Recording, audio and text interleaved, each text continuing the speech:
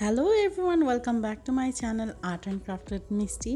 আমি এখন একটা ডিআইওয়াই করে দেখাবো যেটা খুবই ক্লাসি এবং বাসায় রাখলে খুবই সুন্দর দেখায়। সো কথা না বাড়িয়ে লেটস স্টার্ট দ্য ভিডিও। এখানে আমি একটা কার্ডবোর্ড নিয়েছি এবং রাউন্ড শেপ করে সেটাকে একটা শেপ দিয়েছি, আর এভাবে আমি এটা কেটে নিব। এখন আমি কয়েকটা দড়ি টুকরো করে কেটে নিব। এটাকে লোকাল ভাষায় আমরা দড়ি বলে থাকি বা রশিও বলে অনেকে। তো আমি একটু বড় করে নিব কাজের সুবিধার জন্য। এখন এটাকে আমি ভাঁজ করে আমি দেখাবো যে কিভাবে এটা আমি নট বেঁধে নিব।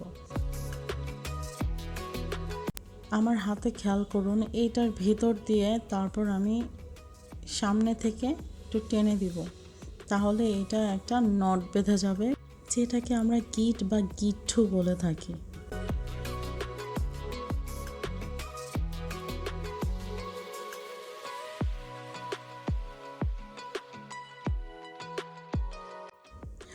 আমি আবারও একটা দেখিয়ে দিচ্ছি, আমি যেভাবে করেছি ঠিক সেভাবেই করবেন।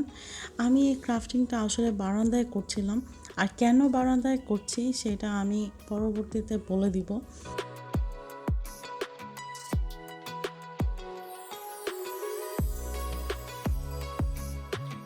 এখন আমি একে একে সবগুলো লাগিয়ে নিব, সুন্দর করে টাইট করব। একটু হয়ে গেছে। এখন একটু খেয়াল করবেন, দড়িটা যে ডিরেকশানে আছে তার অপোজিট ডিরেকশানে আমি একটু ঘুরিয়ে দিব, যে এটার যে প্যাঁচানো ভাবটা, সেই প্যাঁচানো ভাবটা খুলতে অনেক ইজি হয়ে যাবে। দেখুন কি সহজে আমি খুলে ফেলছি। ক্রাফটটা কিন্তু মোটেও কঠিন না, আমার খুবই ভালো লেগেছে ক্রাফটটা করার সময়। আর এটা খুবই ইজি, দেখলে মনে হয় যে খুবই কঠিন, কিন্তু অ্যাকচুয়ালি না, এটা অনেক সহজ একটা কাজ। এগুলো কিন্তু মার্কেটে কিনতে পাওয়া যায়, কিন্তু নিজের হাতে বানানো একটা জিনিস আর মার্কেট থেকে কিনে আনা জিনিসের মধ্যে অনেক তফাৎ থাকে। নিজের হাতে বানানো জিনিসগুলোর মধ্যে আলাদাই একটা আনন্দ থাকে, আর দেখতেও খুব ভালো লাগে। এখানে কিন্তু আমি কোনো জিনিসই কিনে আনিনি। দেখা যাচ্ছে বাসায় কোনো বাস্কেট আনলে সেই বাস্কেটের সাথে এই দড়িগুলো থাকে, বা যে আমরা যে কার্ডবোর্ডগুলো ইউজ করি সেগুলো থাকে। এইগুলো দিয়ে এই জিনিসগুলো বানিয়ে থাকি। আসলে কোনো কিছুই ফেলার মতো না, সব কিছু দিয়েই কিছু না কিছু বানানো যায়। এখন একটা চিরুনি নিয়ে নিচ্ছি এবং এটার যে মোটা দাঁতগুলো আছে সেটা নিয়ে আমি একটু এটা আঁচড়িয়ে নিব। একটু একটু করে খুবই সফটলি করতে হবে এটা। এটা বলছিলাম কেন আমি এই ডিআইওয়াইটা বারান্দায় করেছি, কারণ এটা আঁচড়ানোর সময় ঘর প্রচুর নোংরা হয়। এই আঁশগুলো যে দেখতে পাচ্ছেন এগুলো থেকে বের হয়েছে, সেগুলো পুরো ঘরে বাতাসে ছড়িয়ে যায়। এর জন্য আমি বারান্দা বা ছাদ এটাকে প্রেফার করি, যেটা খোলা জায়গায় করলে সেই ময়লা হওয়ার চান্সটা কম থাকে।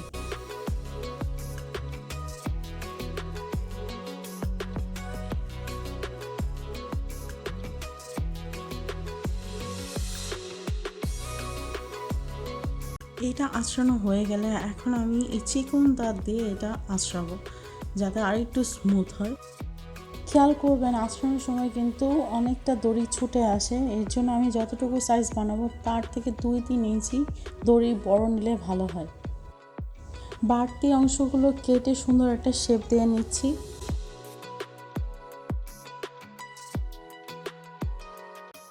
অনেক সময় দেখা যায় এই ডিআইওয়াইগুলো শেপগুলো ভালো থাকে না, বাতাসে উঠতে থাকে বা সেট থাকে না আর কি। তো আমি কি করব, একটা হেয়ার স্প্রে দিয়ে এটাকে আমি সুন্দর মতো সেট করে নিব। আসলে এই হেয়ার স্প্রেটা আমি অনেক আগে কিনেছিলাম, কিন্তু আমার আসলে ইউজ করা হয় না। ভালোই হলো, এটা কাজে লেগে গেল। একদম সেমভাবে আমি আরেকটি করে নিয়েছি। চকলেট বক্সের ঢাকনা ছিল, সেই ঢাকনাটা আমি এখানে ইউজ করব। কিছু উড প্যাটার্ন আমি প্রিন্ট আউট করে রেখেছিলাম, ঢাকনাটা আমি এইগুলো দিয়ে কভার করব।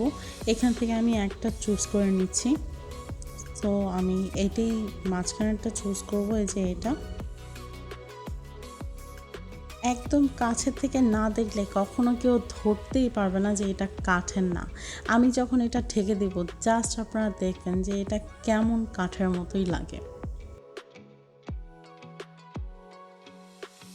যখনই কিছু কভার করার কথা আসে তখন আমি এভাবে কেটে নিই। এভাবে কাটলে খুবই সুবিধা হয়।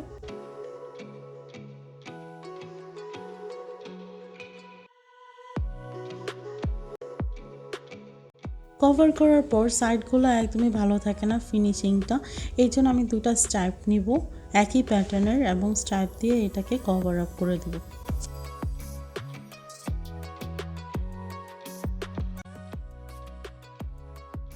কি একদম কাঠের মতো দেখতে হয়েছে না? দূর থেকে এটাকে আরও বেশি কাঠের মতো লাগে। এখন আমি পেছনের সাইডটা ব্লক করে দেবো একটা সাদা পেপার দিয়ে। আমি এখন দুটো ফুটো করে নিব একটা তার কাটা দিয়ে, যেহেতু এটা প্লাস্টিকের তাই খুব সহজেই ফুটো হয়ে যাবে।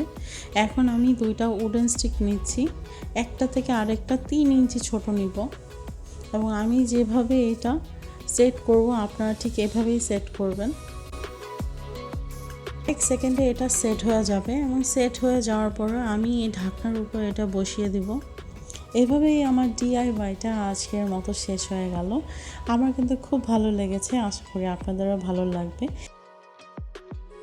ও হ্যাঁ, চ্যানেলটি সাবস্ক্রাইব করতে ভুলবেন না। চলুন দেখে আসি এটার ফাইনাল লুক। সবাই খুব খুব ভালো থাকবেন এবং আমার জন্য দোয়া করবেন। পরবর্তী ডিআইওয়াইতে দেখা হবে ইনশাআল্লাহ। বাই।